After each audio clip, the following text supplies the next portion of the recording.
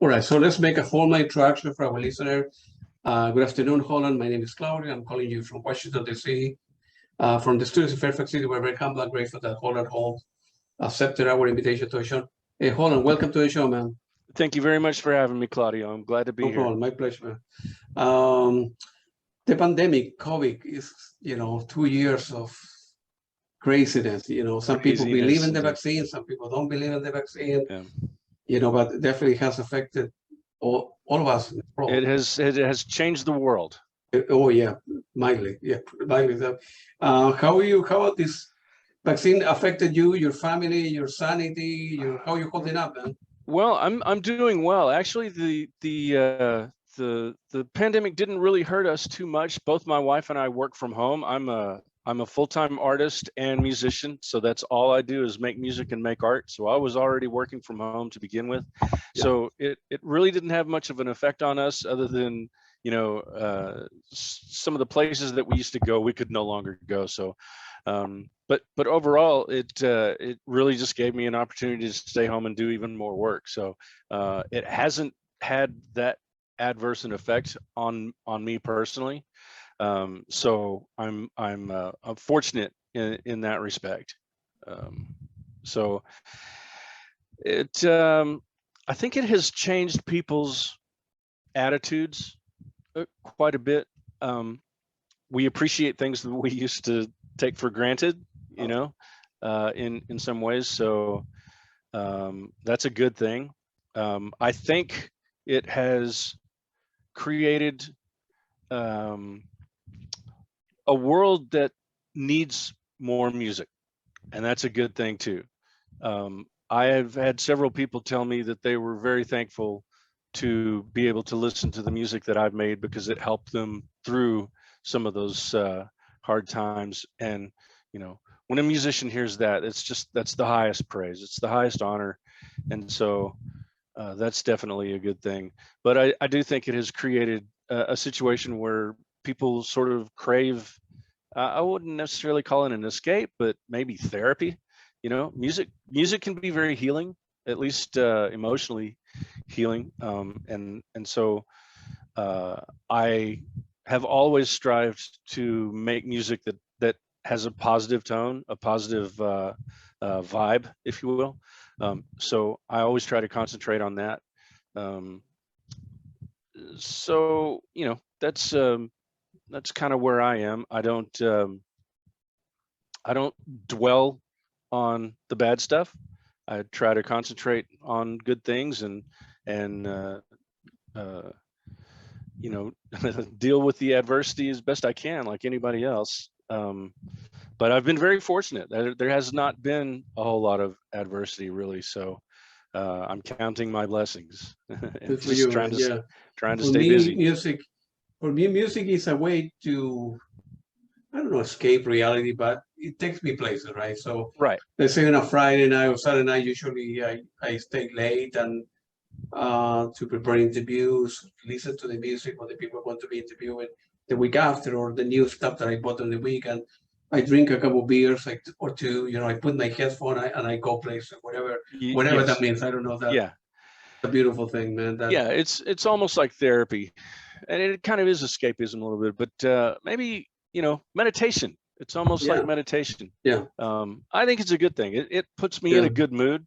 I love to listen to music myself, especially that of friends and peers, and I know a few people in the industry now, and it's always good to listen to their new material, and I love it. I love what I do, and I'm extremely fortunate and grateful that I have the opportunity to continue doing this.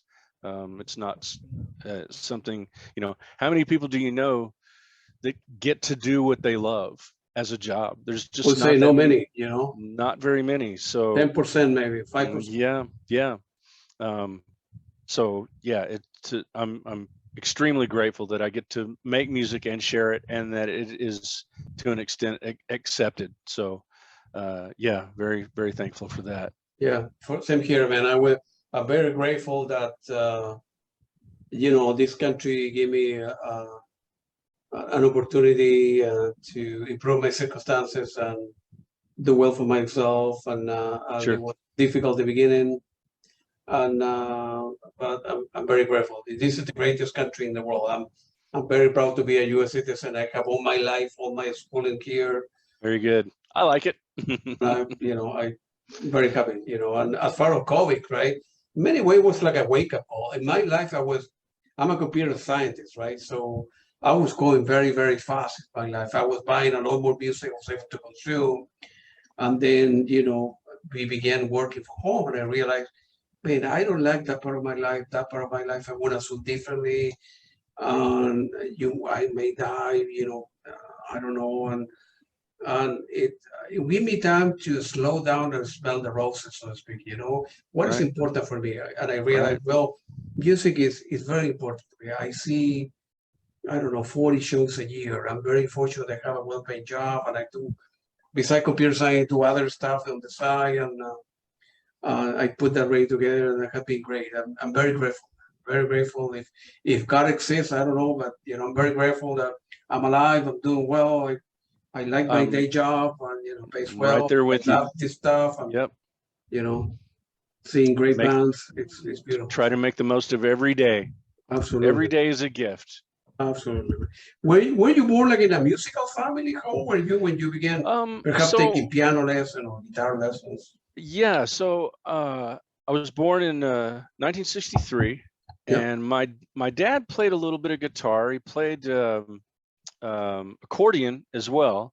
My mom didn't play any instruments, neither did my sister. But my dad was that all of my family loved to listen to music. My dad was he was a country and western fan, so he listened to country music. My mom listened to more popular music of the time, Henry Mancini, Burt Bacharach, all of these contemporary artists of the 60s and 70s. So, and then my sister, she grew up on the Beatles and Three Dog Night and the pop bands of the 60s and 70s, 80s. And so I was exposed to a wide range of music. I listened to a lot of different music that, my friends, a lot of my friends, they didn't know who a lot of these people were because they listened to one type of music and that's all they listened to. yeah, So that exposure um, gave me sort of a um, inspiration from a lot of different places. The other thing is that I grew up with a piano in my house, and I never took lessons, but I gravitated to the piano very, very early, 3, 4 years old. My mom couldn't keep me away from it. I loved to crawl up on the bench and make, just make sounds. And over the course of 18, 20 years, I just learned to play it. I actually learned to play by ear. I could hear a sound, a melody, and figure it out on the keyboard. And so that's what I did. Um, when I got into high school, of course, all my friends were into the rock music of that time. So that's where I first heard Pink Floyd, Rush, some of these bands like that, and immediately fell in love with them. And it was my senior year in high school. Me and 3 other friends formed a band, and we all learned to. None of us had really. I had a little bit of experience with the keyboard, but I didn't really know how to play. And so we spent 2 years in that band learning. We must have learned 60 or 70 songs, and we'd play high school dances and things like that. It wasn't anything real serious, but um, that's kind of where I cut my teeth, was in high school and just playing top 40 rock, that kind of thing. As the years went on, and I played in a few bands after that, and it was 1983 when I learned about Jean Michel Jarre. It was 1984 when I found out about Tangerine Dream. wow, And yeah, so when I heard these bands, I was completely blown away. I mean, I knew as soon as I heard Jean Michel Jarre and Kraftwerk as well, as soon as I heard that type of music, I knew that's what I wanted to do. I was done with the rock and all that stuff. I wanted to create music of that type. It was so interesting to me. It just was so interesting. Early on I had a love affair with synthesizers. So in 1982, when we formed my first band, I bought a little Moog Prodigy keyboard. I still have. In fact, I just got it calibrated a couple of weeks ago. And so I still use that instrument from 45 years ago. And I've had you see these keyboards back here. I can't get enough of them. I love synthesizers so much. And I knew that when I heard that music for the first time, I just knew right then that that's what I was going to be doing. And I couldn't get any of my friends interested in that kind of music. They just didn't want to have anything to do with it. So I was left to my own accord to try to do stuff on my own. Well, you got to remember, in the 80s, musical gear, recording gear was quite expensive. And I didn't really have the money to do that kind of thing. 1987, I bought a Tascam 4-track recorder, and that allowed me to lay down multiple tracks. And that's when I started learning the concept of mixing and composing music, building music in different parts, and making an entire song from multiple instruments, multiple melodies. And that has been a fascination of mine all since then. The idea of creating a melody and then creating another melody that complements it, and then a bass melody and this melody over here. And oftentimes I don't know where the ideas come from. Claudio, it's like magic sometimes. I don't know where the ideas come from, but often I'll put down these ideas, and after building on them for a few days or weeks, I will, and I don't mean this in an egotistical way at all, but I will produce something that I just fall in love with, and I don't know where it came from, but I love listening to it. And so I'm eager to share. A lot of the times when I create music, I'm so eager to share it because it does something for me personally.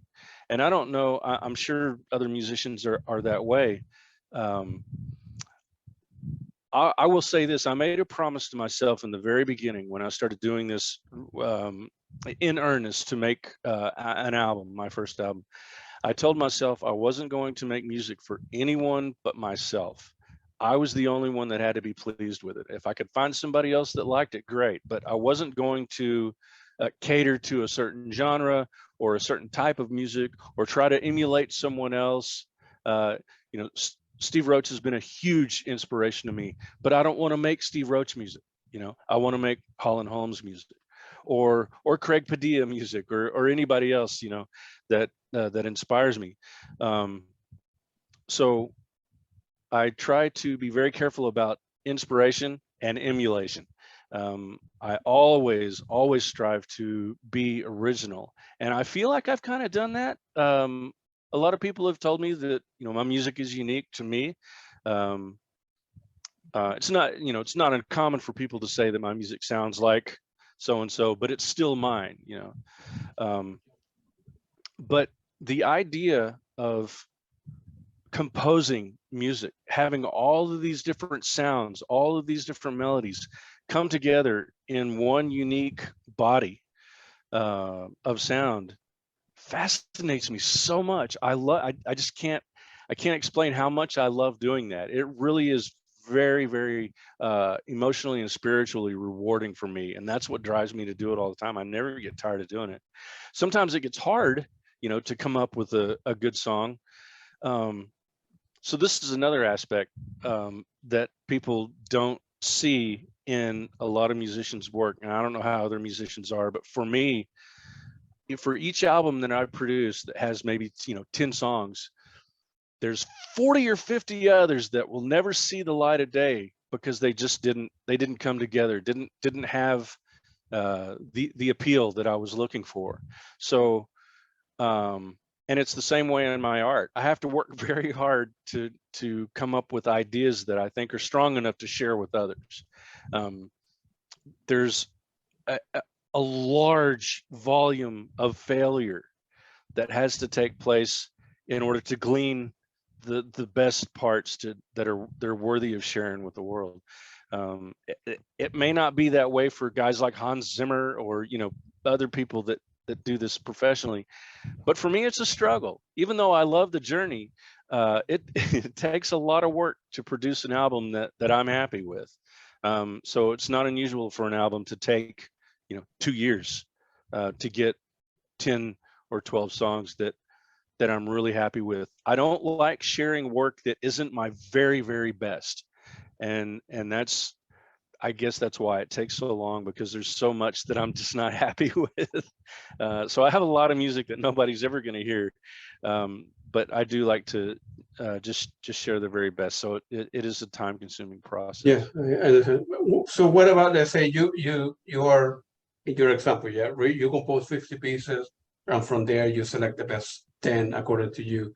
Do you ever go and revisit the other 40 I do. to see if I, they're, man, from that I I can I glue something do. together or give you an Yeah. idea to another album? Or, It's not uncommon. I yeah. actually do that every year. I go back and I go through, it takes a little while, but I'll go through my entire catalog, you know, 12 albums back or 10 albums, and listen to things that never got published, just to see if there's something there. And it's not uncommon to find something, and I'll hear it and think, well, why on earth didn't I continue with that? That's, you know, I like that. Let's do something with it.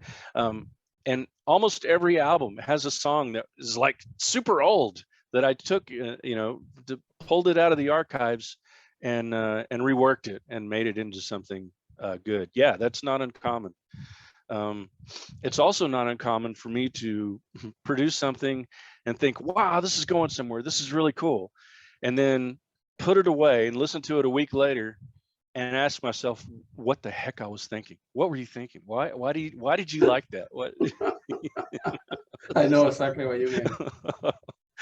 Oh, it's funny. You just never know what's gonna be good or bad, or it's just one of those things where you have to be diligent. You have to continuously just explore. A lot of what I do is in fact, the way I generally work when I'm creating a song, I start with sound design. So I'm always looking for something unique in the way of sound, and I'll do any number of methodologies and techniques that I use to explore sound and to do things. I don't always start with a sequence or a melody. I just, you know, just the raw sound. And if I find something I like, generally what I'll do is I'll build a song around that sound instead of building a melody and then trying to come up with a sound for that melody. It's usually the other way around. It almost always starts with sound design. I love sound design, and generally what I'll do is I've got so many. I've got all of the analog synthesizers. I've got this big analog sequencer over here. Tons and tons of computer-based VST synthesizers. So I have this world of exploration that I can go to create, to find sounds, a starting point. That's generally what I'll do is I'll start with something that is close to what I need, and then just start tweaking. And oftentimes it ends up being something completely different than what I started out with. I have a few synthesizers that are kind of my go-to, that very basic, but they have enough editability that I can change it into whatever I need. And that's always fun. It's always just I get I can waste hours and hours and hours and not even realize 3 hours have gone by while I'm sitting here twiddling knobs and, you know, just coming up with sounds. And I have hundreds and hundreds of sounds in a library that I keep that took over a decade to create. So I've got a lot of material that I can go to create new material.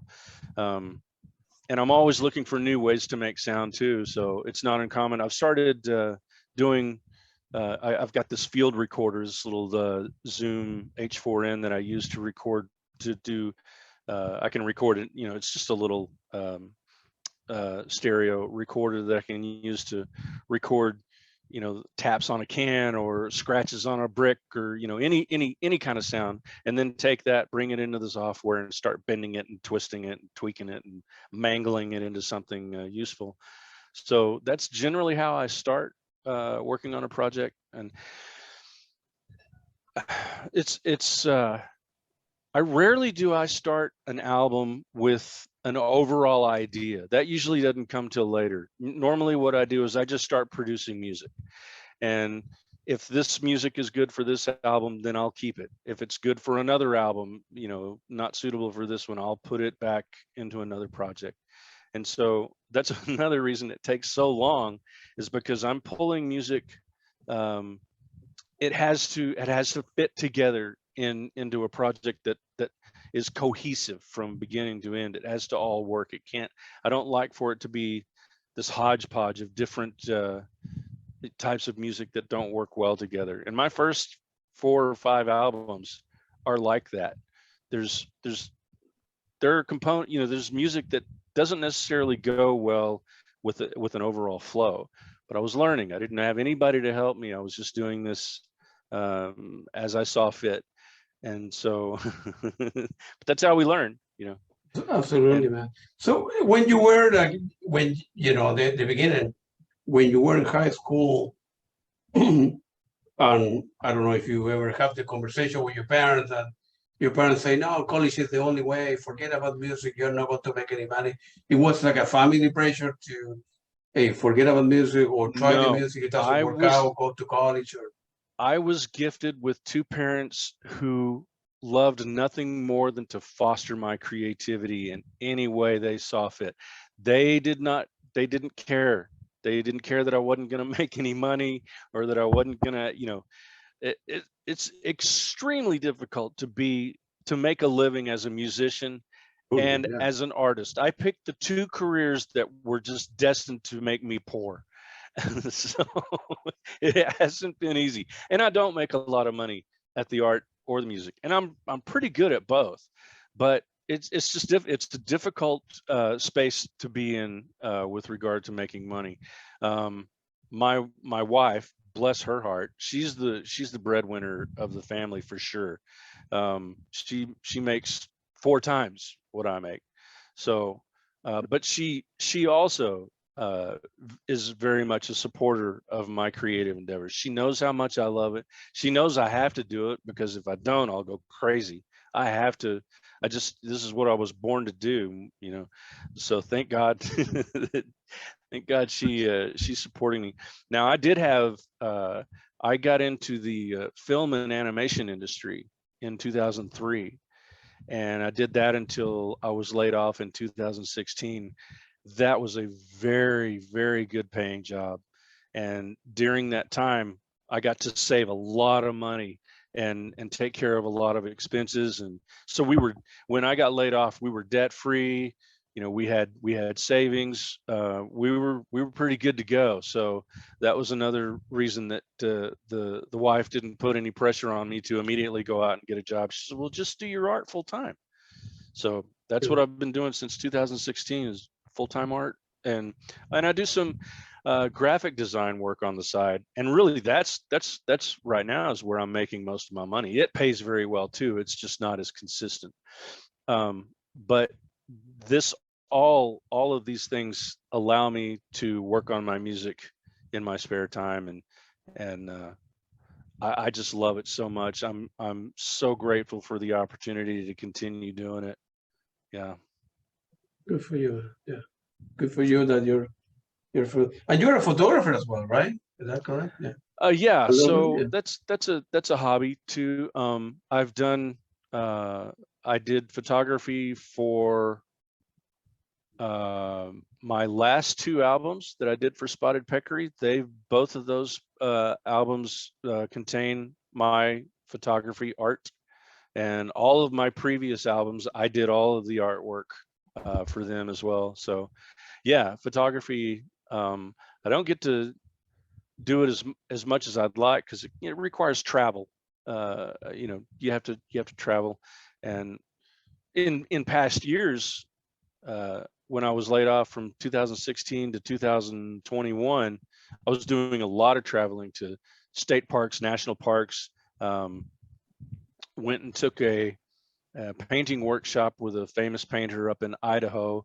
Man, what a beautiful trip that was. So I had these opportunities to travel, but now with well, because the pandemic caused things to slow down a lot of the national parks closed, and now we've got this inflation problem, and gasoline is so expensive, so that has curtailed my travel dramatically.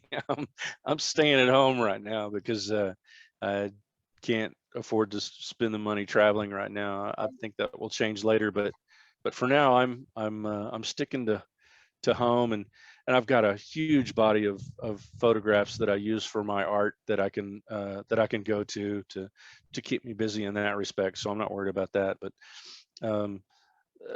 now that I'm with Spotted Peccary, they have their own in-house design personnel. Daniel Pipitone does all of their design work, and he's extraordinary. I would say that he's better and faster than I am, so I have no problem relinquishing control to him for my own albums, even though I try to contribute when I can. But yeah, so how did you end up with that record label? So I was at a Steve Roach concert in 2017 in Tucson, Arizona, and I ran into a gentleman by the name of Howard Givens, and he started the Spotted Peccary label 30 some odd years ago. He's been with them forever.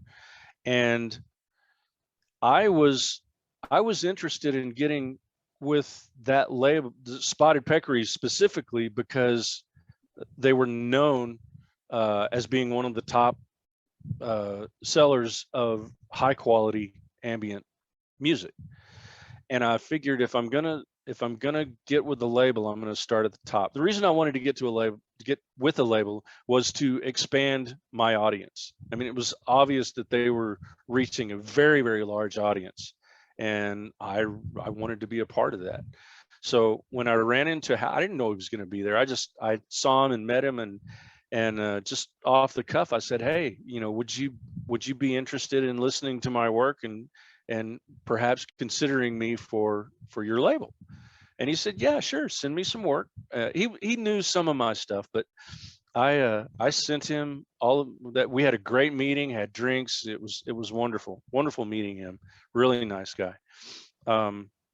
And one thing led to another, and he listened to my music, and he was excited to bring me on board. And so over the course of the next year and a half, I produced a body of work big enough for an album, sent it to him. He had some feedback for me, and based on that feedback, I made some changes that were necessary. He really acted sort of not only as a mastering engineer, but as a producer too, because he gave me some very useful advice that allowed me to improve what I was doing. And so one thing led to another, and I signed a contract for 3 albums, and I'm working on my 3rd album with them, and I'll probably re-sign. They've been very good to me, and my audience has exploded since I met them. And you guys get, I don't need to know exactly how much back, but you get like a base and then a percentage, or that. So the way it works is we get royalties. Okay. And so I get a royalty check from them, right? From them and from BMI, which is they collect all the royalties for music in the industry that gets played on radios or whatever. The radio stations, the streaming services, all of them have to pay out a royalty, and it comes through BMI. So I get a check from Spotted Peccary, Brain Laughter, their business, and then a check from BMI. It's not a lot, not yet anyway.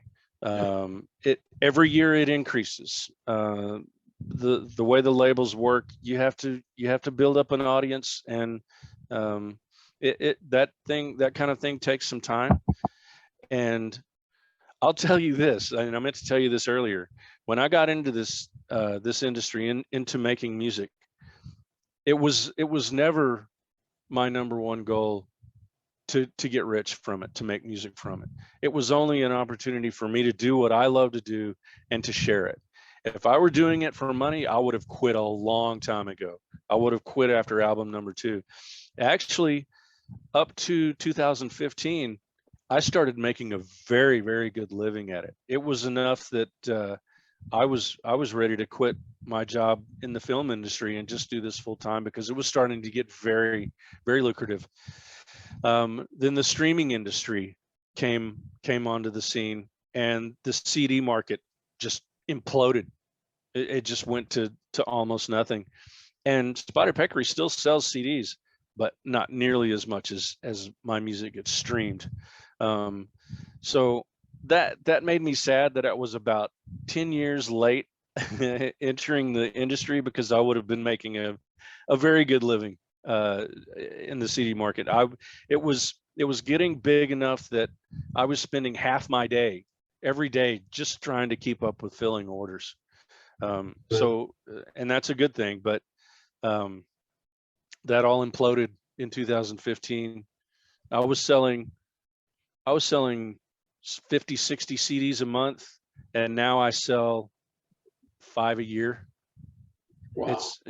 It's just not that many.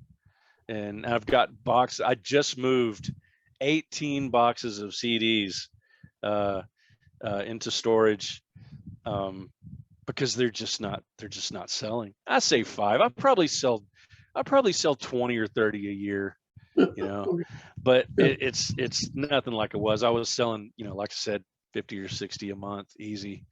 I'm interested in, I will send you a different email, but I'm interested in getting some of that if you can autograph and pay for it. Absolutely. Yeah, no, I'll send you So I everything. can play your music, right? And Sure. but how you do it with the Bandcamp? I mean, Bandcamp works great, So- because Bandcamp only take 10% of the business. Right. And so that's where I sell all of the, now Spotted Peccary may be selling more CDs than I know about. They don't share any of that information with me, so I have no idea what my sales are like there. But through Bandcamp, that's where I sell all of my CDs. Yeah. And it's wonderful, because I do get to keep the vast majority of my music, or royalty fee, the fees that the money that I make from those sales, they keep only 10 or 15%. I think it's 15% or something like that. And so I get an order probably a couple of times a month. I probably sell 20 or 30 CDs a year, but it's great. I mean, it's real easy to work. It's real easy for my fans to send me messages through Bandcamp. They put in reviews, right there on your page. They can tell you, they can tell others, what they think of the music. It's great. My fan base just keeps growing and growing. Spotify, same thing. They keep getting bigger and bigger there. Beautiful. So, and on Spotify, you need to have like 1 million hits a month to. Oh yeah, Spotify. Make a couple $100 or whatever. Yeah, it's insane. I I had some very, very bad things to say about the streaming industry for the last few years. I quit letting it bother me, because it takes too much energy to be mad at them, and they're all doing the same thing. But what gets me is how did the legality of the streaming services get to the point where they're making millions and millions of dollars on the backs of the artists, and the artist is making nothing? That to me seems very, very wrong. And so I do have a problem with it, but like I said, I never got into this in the first place to make money. It was just as a way to share my work. So I don't know how to change it. I don't know how to advocate for a better system other than just writing my congressman, and they're busy with a lot of other things that are.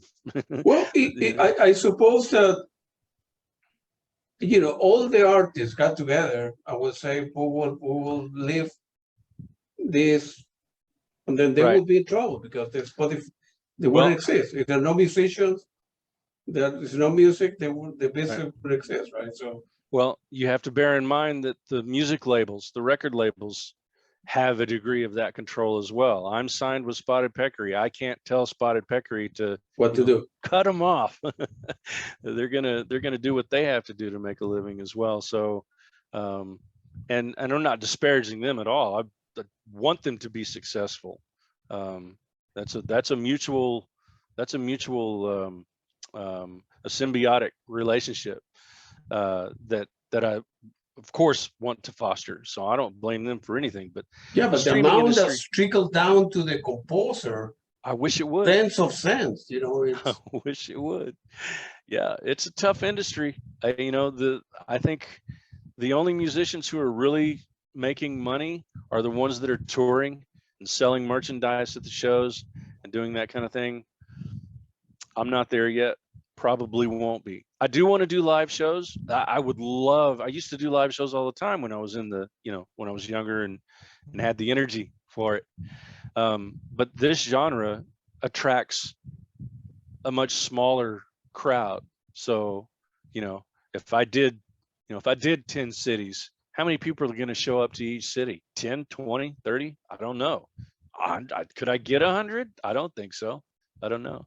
So, it to me, I have to. Can I justify all of the logistics of putting together a live show and taking it on the road? I would need help. I would have to have 3 or 4 people, to help me with that kind of thing. So I'm not there yet. I do want to do live shows in the future.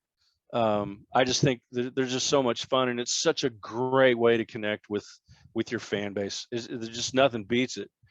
but But a guy like a Steve Roach.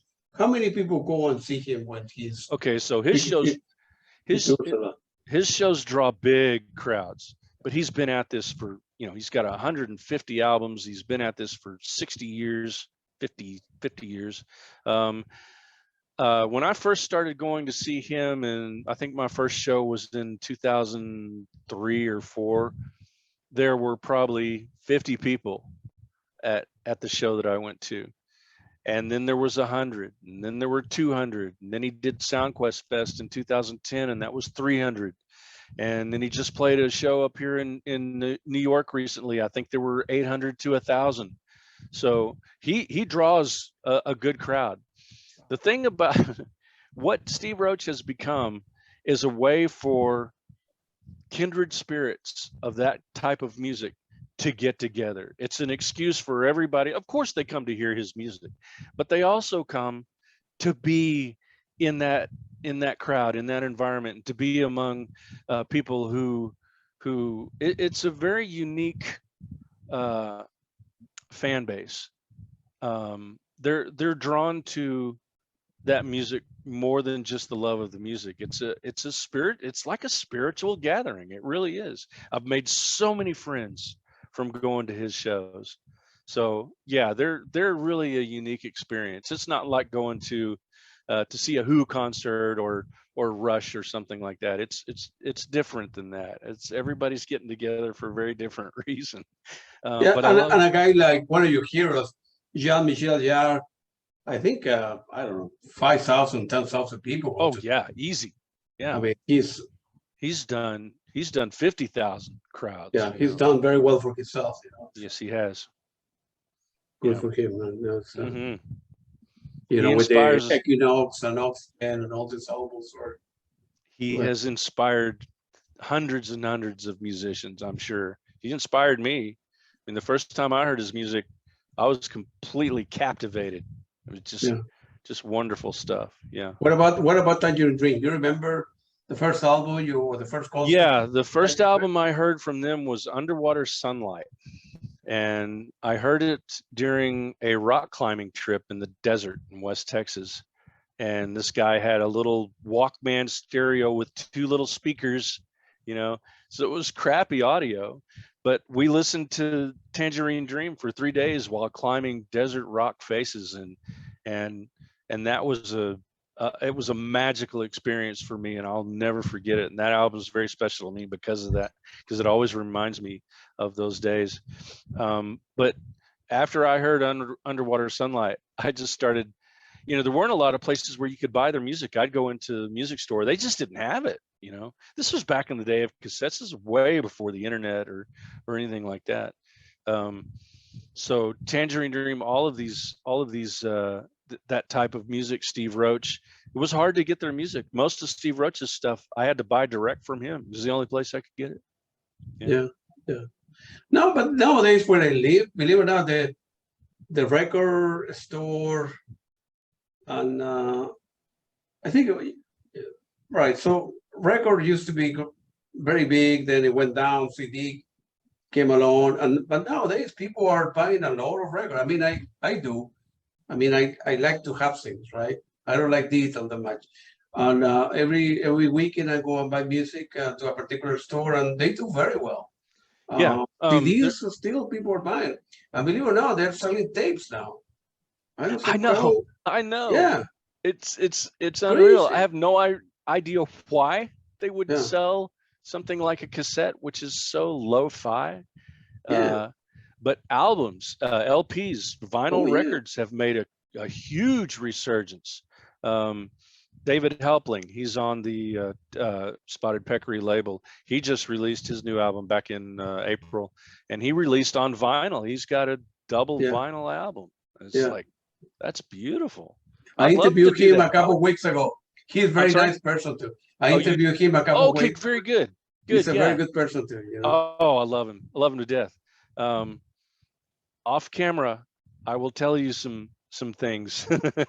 Yeah, that album took him like I think the album's called In, if I remember correctly. It took him like 3-4 years. Yeah. And I pinged him during the interview, man, why it takes so long? Like you, it wasn't perfect, it wasn't ready. I want to work in this piece a little bit, that piece a little bit, something that perhaps could have taken that man is a perfectionist. For me, but for the artist, took 3 years. He wasn't ready. He wasn't ready. David is a perfectionist. Oh, absolutely. Yeah, and it shows in his work. His work is extraordinary. I've been a fan of his. Let's see, when he was working with John Jenkins, they made an album called Treasure. Yeah. And just absolutely just astonishing beauty. That music, and I just fell in love with it, and I've been a fan ever since. He approached me when I released my last album with Spotted Peccary. Emerald Waters was the name of my last album, and he called me up. He looked me up and he called me and said, "Hey, I just want to let you know I really like your work." And I was blown away, because here's one of the men that I idolize. I love his music. He calls me up, and we had a nice long conversation about both of our work. And he's a wonderful person. He's a good guy. Have you ever or have any kind of movie person or film director approach you to do soundtrack work? Because most of the people that do kind of soundscape, new age type of stuff, or electronic music, they end up like Tangerine Dream, right? They end up doing 60 soundtrack or something. Yeah, they've done a lot of stuff. I have been approached by. I was approached by two different. One was a documentary maker, and another one was he was a film student working on something, and. But neither one of them could afford me. I didn't want to do the work for free. I wasn't going to do it for anything for free. And they just weren't willing to make it interesting enough for me to get on board and to do the kind of work. They had a very tight schedule. They needed it soon. It was a large body of work that they were going to need. I wasn't in a position to deliver it as fast as they wanted. And they weren't willing to pay me anything, really. And so I turned it down. I haven't had any serious offers in the last year or so. That kind of work interests me. I'd love to do a soundtrack to either a film or a documentary or something of that nature. It does appeal to me. That sort of project absolutely appeals to me. But I have no experience in it. I think I could figure it out. and deliver what they need. But that opportunity has not presented itself yet to me in a way that I have wanted to commit to it yet. So maybe someday. Yeah, that field is complicated because so many people that go to electronic music to do film score, and like everyone in the world want to be like a Ennio Morricone or Oh John my Williams. God. You mentioned Ennio Morricone. That's actually probably my favorite composer in film. Him and Hans Zimmer are my two Yeah, favorites for sure. yeah. Yeah. Morricone, what a genius that man Oh, that guy was. was way ahead of his time. Like Klaus My Schulze. God. Klaus Yep. Schulze was, Same or thing. yeah, Yep. we're way ahead of the time. Yep. Yep. A lot of respect for him. It was sad to hear of his passing when he died. Yeah, we've lost a lot of the greats in the last few years. That's for sure. Yeah. Yeah. I don't know if you like Popol Vuh. Who? Popol Vuh.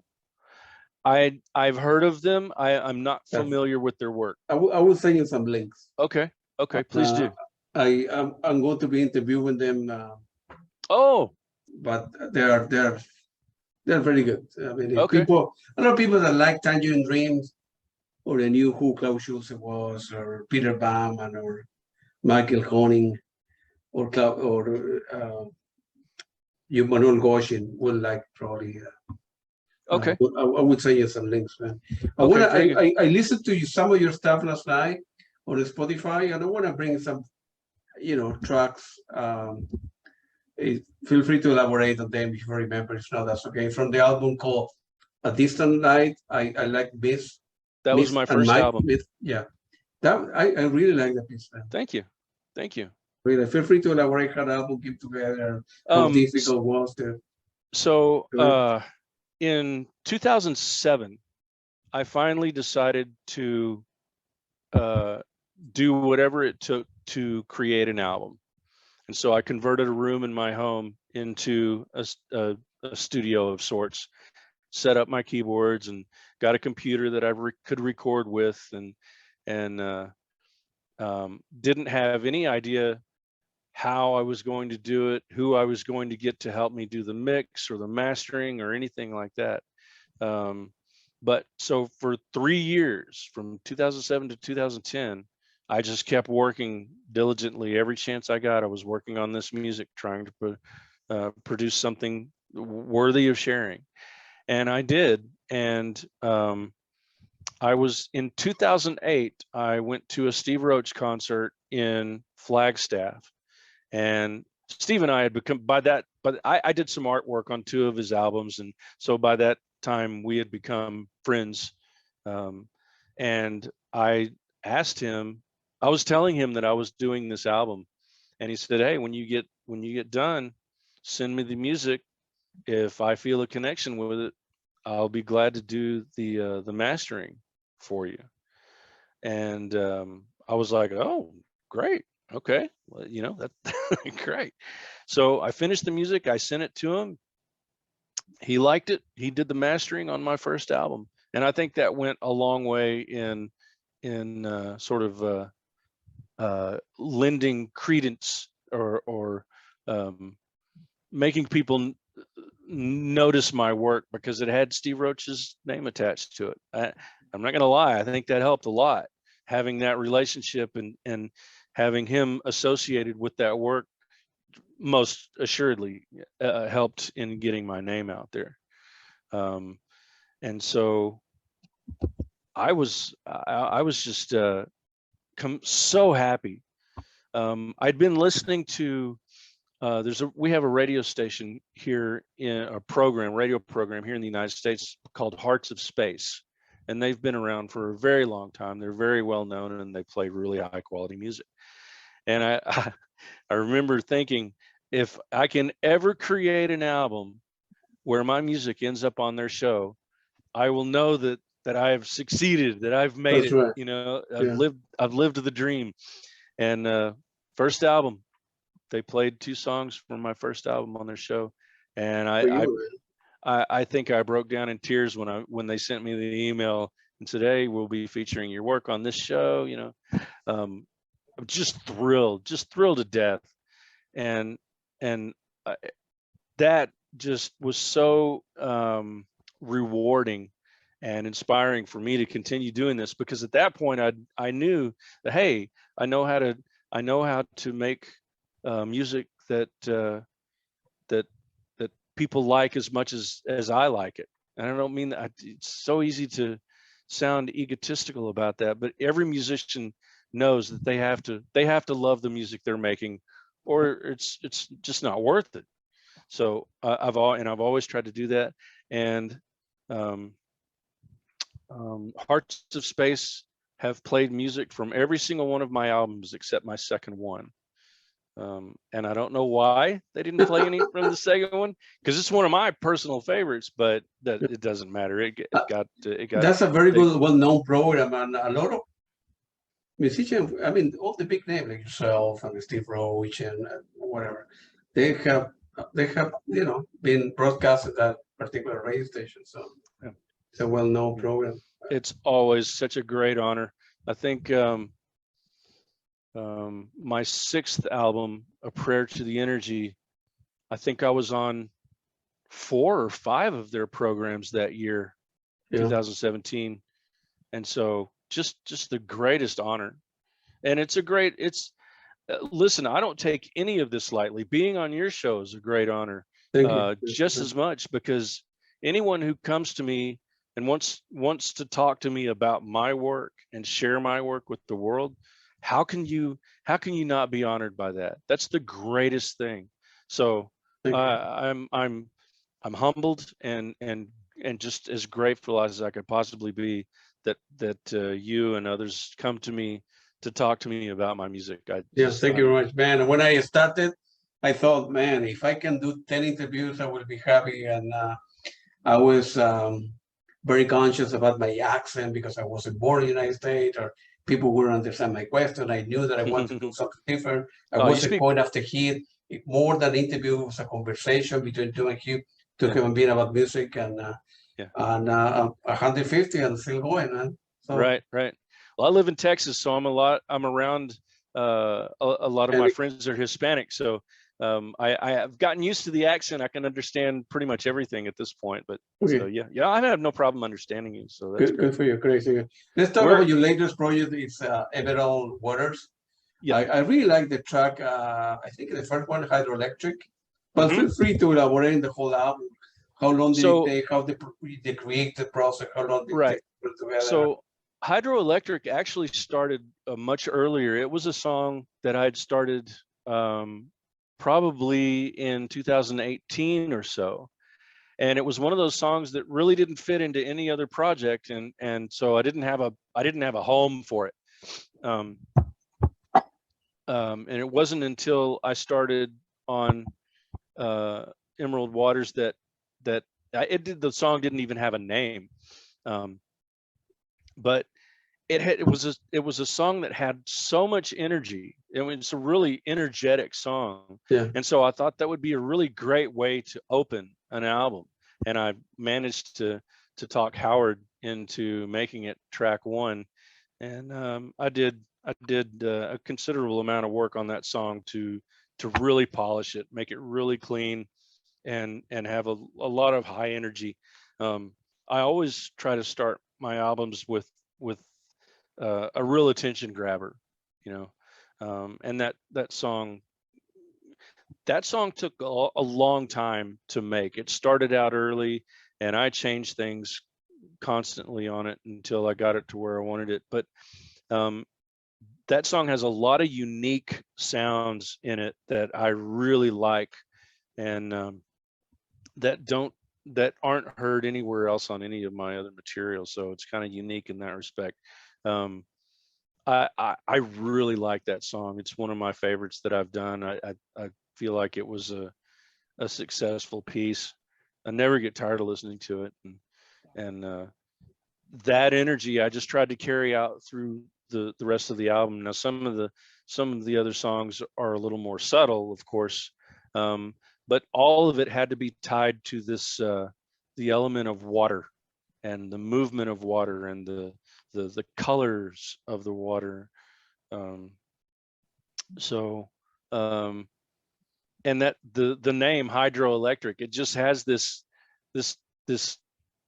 name that's associated with energy, obviously, that I just thought was perfect for that song, and it didn't come until the last minute that I named it that. But It's a very good album. I really like well, it. thank you I very listened to the much. whole album last night when I was putting Okay. question for you and Okay. for the interview, and it's a very good album, man. Thank you very much. I appreciate that. Yeah. What are you working nowadays? I'm sorry? What are you working nowadays? You begin working something new, or? Oh yeah. So for my third album with Spotted Peccary, I've got about 50 minutes of music fleshed out. Some of it's very close to being completely finished, and others is just kind of the foundation. So there's a lot going on right now. Yeah, I've got a lot of music that I'm working on. What I tend to do is work on, and it's the same way with my paintings. I work on multiple projects at once. I never just work on one song, finish it, go to the next song. I've always got, 7 or 8 songs in the works at one time. So I'm constantly bouncing back and forth on that. And sometimes I'll work 4 or 5 hours a day for 5 days straight. And then I'll take 5 days off just because the ideas aren't coming. I have to be very careful not to push anything too hard. The ideas have to come to me naturally. And so what is very helpful for me is to bounce back and forth between art and music, because taking a break from the music and working on art allows the creative batteries to recharge. I don't like to force anything, so it's not uncommon for me to step back from the music for days, even weeks at a time, to let ideas come back, to come naturally. And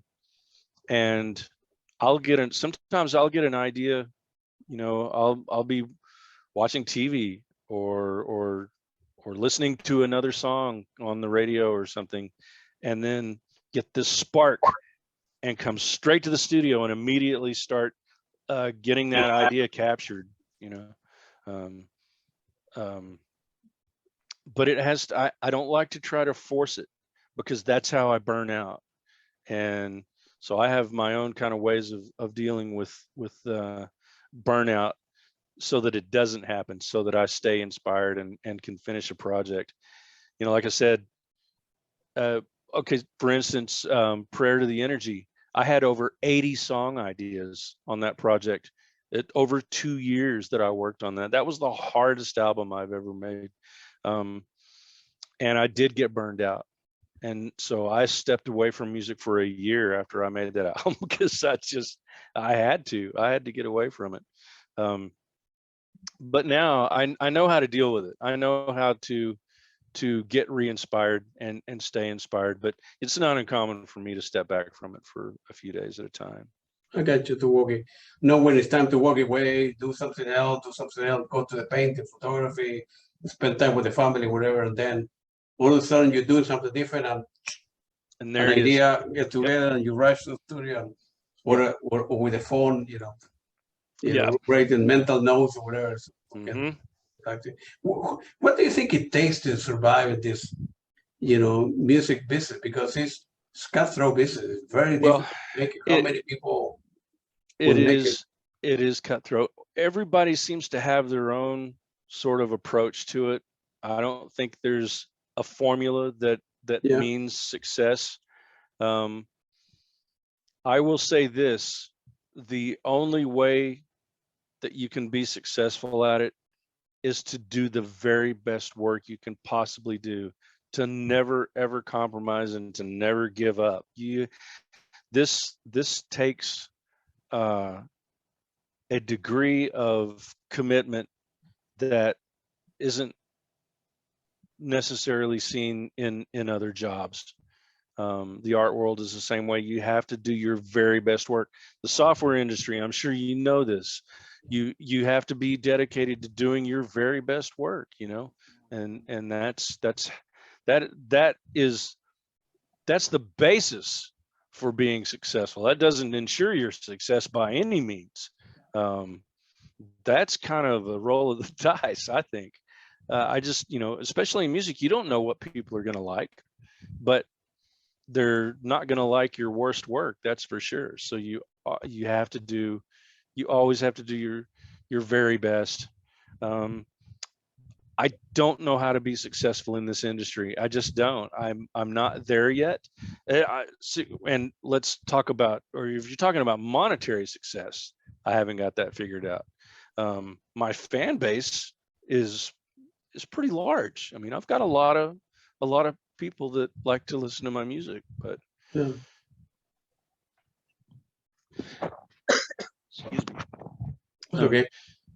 And then you are in the record, you know, the right record label to that, and it takes time, but it's getting there. You know, if you graph on the X axis and Y axis, you know, Right. the number of people that will listen to how many CDs Yeah. or still we're selling and over time, right? Right. So Spotify is a great tool for doing that. It allows you to see your success over year over year, and clearly I'm getting better. I'm growing.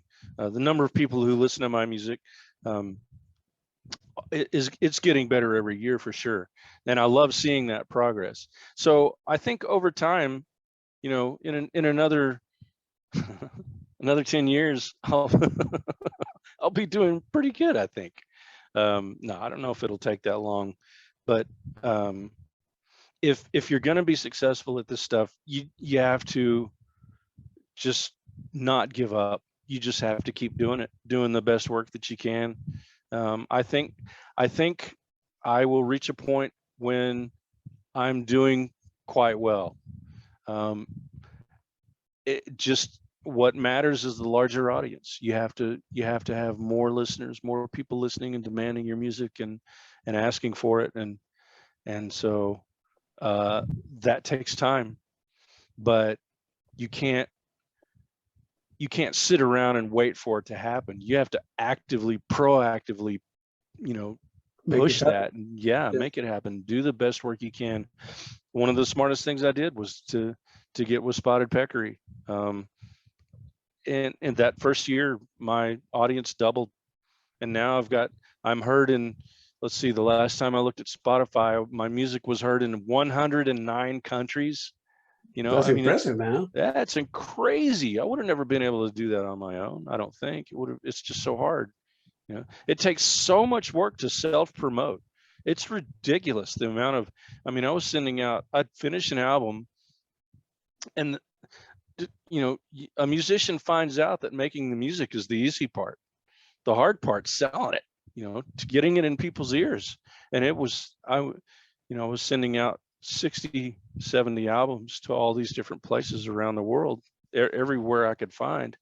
And it didn't hold a candle to the connections that Spotted Peccary had. They're sending my music to 200-300 places, you know. And so my audience got very big very quickly after I joined with them. And I think it's continuing to grow. They tell me that my sales are good, but yeah, I don't know. I don't get to see numbers, so it's unfortunate, but I get it. You know, that's the way the labels work. But they're the record label. They're doing very well. They started with, you know, a dozen or two artists, and now they're going and expanding, and people like that type of music. Your music, other people do. And that's why I started with them. Hopefully, you know, the idea was to start at the top and work my way down. And I knew that Spotted Peccary was successful. They'd been around 30 some odd years. They had been able to stay alive through every single economic downturn in this country since whatever 88 when they started. I don't remember when they started. I think it was late 80s, but you know, they survived all of that. And there were tons of record labels that came and went, you know. Yeah. And they survived. Hopefully I will have the opportunity to interview the owners, because I want to pick You You should. know, I wanna look at the strategy, what they were successful, why this artist just worked, I why that artist didn't work, you know, I why would they do it behind. love to hear that interview. Yeah, you know, the people are Yeah, going to be candid to me, so I will sure. tell. Yeah. Yeah. I will poke the tiger, so to speak. You know? Yeah. Because I want to Um, know the answer to that. You know, yeah. why Yeah. bad camp? You know, is Yeah. successful. Right? Yeah. There's Um, a strong strategy behind it, right? hmm And yeah. so it's we're Yeah. beautiful. And so they've done very well over the years, and uh, I'm honored to be on their label because I'm with some of the best names in the business, you know, Absolutely, and to be among those is to me is a great honor, and absolutely. very very happy to be with them. They've been very good to me so far, so I'm happy. Good for you, man. Looking back in your musical career, what moment are special to you? Any regret about things you would perhaps have done differently, or? Hmm, that's a good question.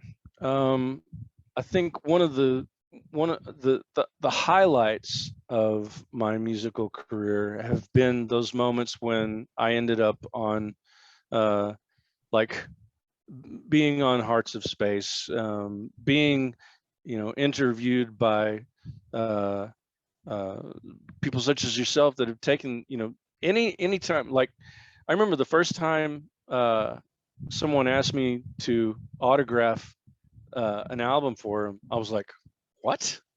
You want my autograph? That's kind of a shocker. And now I do it all the time. People ask for them Sure. all the time. So it's that is very rewarding. Um, I don't guess I really have any regrets at all. Um, I don't know what I would have done differently because I've been happy with the way I've done just about everything. Um, okay, so one thing I think I would have done differently is I would have approached Spotted Peccary much earlier.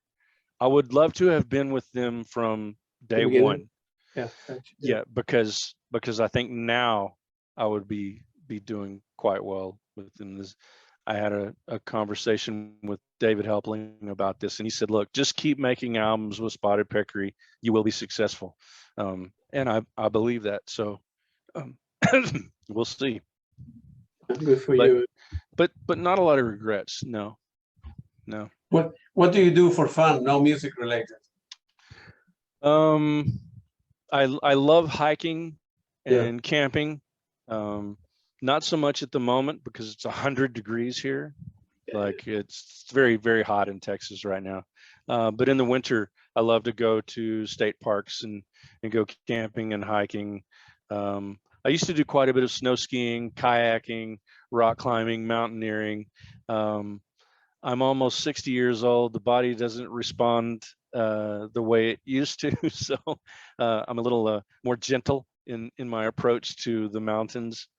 But I love the mountains. I love to be in those spaces. Of course, art. I love to paint. It's therapeutic for me. I've done it all my life. Um, I do some gardening and canning and that kind of thing. Uh, Cooking. I love to cook. I don't do as much of it as my wife would like me to do, but I do some cooking. I do enjoy it. I love making new recipes and that kind of thing. Um, but yeah, I think if I could, I would spend more time in the mountains. Yeah. What I like. Yeah, I've always had a love affair with Mother Nature, and a lot of that shows up in my art and my music. My last album is all about water and rivers Right. Yeah. and that kind And of. the I last question. made Feel free to elaborate where the listener can buy your music. Mention um the record label, the Bandcamp, and your right. Facebook So and wherever. the two best places to find my music are Bandcamp, hollandholmes.bandcamp.com. Yeah. That's where I sell and previous. After that, I'm on the Spotted Peccary label, so spottedpeccarymusic.com. That's the other place that you can buy my most recent work. And of course, you can stream and download my music from all of the streams, iTunes, Spotify, you name it, it's there. Um, Spotted Peccary has done a very good job of distributing my work to a lot of different outlets. So, Okay. yeah. Good for you. Well, Hollan, it was very nice talking to you, man. Good luck to you going forward. You know, keep on producing great music like you have, and hopefully one day we'll, you know, meet face to face. I would love to cross paths with you someday. That would get like a be a beer great honor. or, you know, coffee, whatever you do, man. It was very Well, nice thank to you very you. You're much. doing. Yeah, I'm happy that you haven't. It's so easy to give up. You know, you try it. I'm not talented enough. I'm not a painter. I want to go to school. Whatever I've been you through stick all to of it. that. You stick to it. You stick to it, and then Yep. eventually something good comes out of that. Yep. So I'm You very happy have to with love what you're doing first. you. Have to know what you're doing first. And I do. So it's been a great honor to get to talk to you, and I appreciate your interest in my work. No problem, man. Have a great evening, man. Thank you very much. Thank you very much. Thank you. Appreciate it.